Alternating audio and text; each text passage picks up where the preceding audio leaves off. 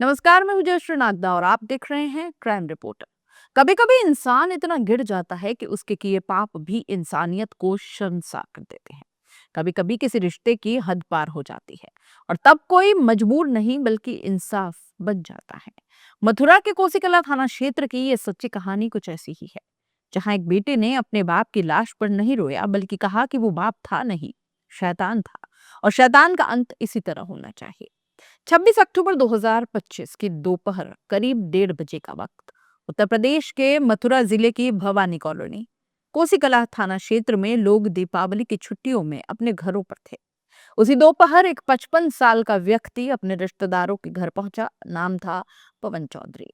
राजस्थान के डीग जिले के खोह थाना क्षेत्र से आया ये आदमी दिखने में भले ही शांत था, लेकिन उसका अतीत जहर से भरा था।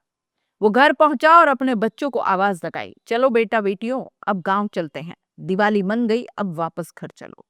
लेकिन जैसे ही उसने आवाज लगाई, उसके तीनों बच्चे, 15 साल का बेटा और दो बेटियां, एक 13 और एक 14 साल की, तीनों से हट। दोनों बेटियां थर थर कांपने लगी और छिप गई। बेटा भी डर के मारे भीतर चला गया। पवन को यह अजीब लगा। उसने गुस्से में चिल्लाया, यहाँ आओ सब, अगर कोई नहीं चला तो गोली मार दूंगा। और सच में उसके हाथ में एक तमंचा था और थैले में एक तलवार। उसके चेहरे पर अब बाप नहीं, एक दरिंदा नजर आ रहा था। दरअसल इन बच्चों की आंखों में जो डर था, वो किस दिन का नहीं था, वो 2.5 सालों से पल रहा खौफ था।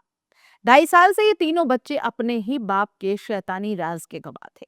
बाप जो दिन में पिता कहलाता था, रात में अपनी मासूम बेटियों पर टूट पड़ता था। 13 और 14 साल की बच्चियां जो स्कूल और हॉस्टल में हंसती खेलती थीं, घर आते ही नर्क में धकेल दी जाती। पवन उन्हें धमकाता था, अगर किसी को बताया तो तुम्हें भी मार दूंगा, तुम्हारी लाश कोई नहीं ढूंढ पाएगा। वो अपराधी था, पहले से ही अपहरण, लूट और चोरी के कई मामलों में जेल काट चुका था। और शायद इसी आपराधिक मानसिकता ने उसे इतना नीच बना दिया था, इतनी गिरी हुई मानसिकता उसकी हो गई थी कि वो अपनी ही बेटियों के साथ दरिंदगी करने से भी नहीं झिझका। कुछ महीनों पहले ही बात थी, पवन ने अपने बड़े भाई की पत्नी अपनी भाभी पर भी गंदी नजर डाली।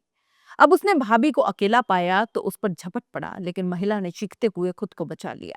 पूरा मोहल्ला इकट्ठा हो गया और पवन वहां से भाग गया।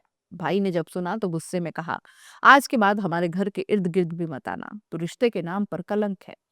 बात पुलिस तक नहीं पहुंची क्योंकि परिवार का मामला था और बदनामी का डर था। पर अब यह बात खत्म नहीं होने वाली थी। अक्टूबर की उस दोपहर जब पवन फिर अपने बच्चों के सामने आया, तो बेटा अब सब जान चुका था। उसकी बहनों ने सब बता दिया था। वो अपनी माँ की मौत से लेकर बहनों के दर्द तक सब कुछ जान चुका था। माँ अब नहीं थी। पवन ने 2014 में अपनी पत्नी और 22 महीने की बच्ची का गला घोंटकर हत्या कर दी, और उससे भी पहले 2008 में अपनी माँ को भी मार दिया, नौकरी के लालच में। अब ये आदमी नहीं, दरिंदगी का चलता फिरता नमूना बन गया था। बेटा कांप रहा था पर अंदर से आग धधक रही थी। वो अपने हम उम्र ताऊ के बेटे के पास भागा जो 15 साल का ही था। दोनों ने ठान लिया, या तो आज ये खत्म होगा या हम। घर के भीतर तनाव बढ़ता जा रहा था। पवन तलवार लहराते हुए चिल्ला रहा था, मैं इनको लेकर जाऊंगा, जो बीच में आया उसे काट दूंगा। दोनों लड़कों ने एक साथ आगे कदम बढ़ाया। एक ने तमंचा छीनने की कोशिश की, दूसरे ने तलवार पकड़ने की। थोड़ी ही देर के संघर्ष के बाद तलवार और तमंचा दोनों बच्चों के हाथ में आ गए। अब हालात पलट गए। पवन चीखा, मुझे कोई नहीं रोक सकता।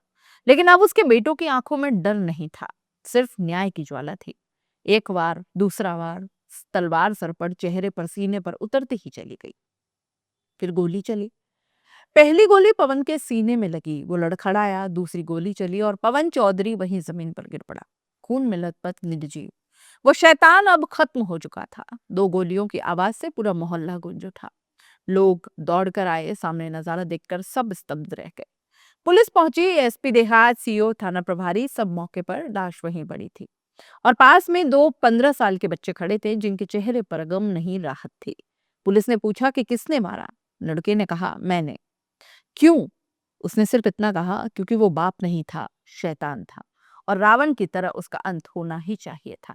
जब जांच शुरू हुई तो एक एक राज खुलने लगा। पवन की आपराधिक फाइलें बाहर आई, अपहरण, लूट, हत्या, बीमा, धोखाधड़ी, हर केस में वही नाम, पवन चौधरी। उसके पड़ोसी, रिश्तेदार और गांव के लोग बोले, जिसने किया है गलत नहीं किया, वो बाप कहलाने लायक ही नहीं था। लेकिन कानून का रास्ता एक ही होता है, कानून को हाथ में ले लेने वाला चाहे मजबूरी में भी अपराधी ही कहलाता है। अब पुलिस के सामने सवाल था, क्या इसे सेल्फ डिफेंस माना जाए या हत्या का केस। मामला नाबालिगों से जुड़ा था, इसलिए जांच संवेदनशील रखी गई।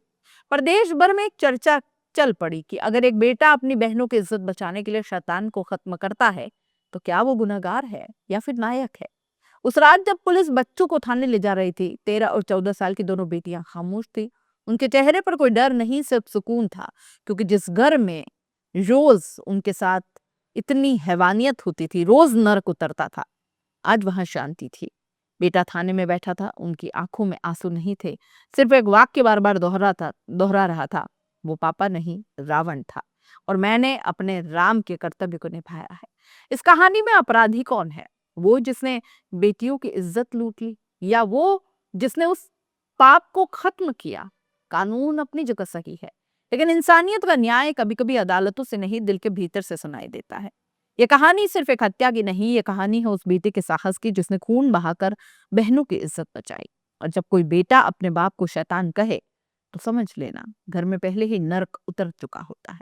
क्या आप मानते हैं कि इस बच्चे ने अपराध किया या उसने न्याय किया? आपका जवाब ही तय करेगा कि शैतान का अंत सही था या नहीं। आप इस पूरे मामले को कैसे देखते हैं? अपनी राय कमेंट बॉक्स में लिख भेजिए। जाते जाते चैनल को लाइक, शेयर और सब्सक्राइब जरूर कर दीजिएगा। नमस्कार।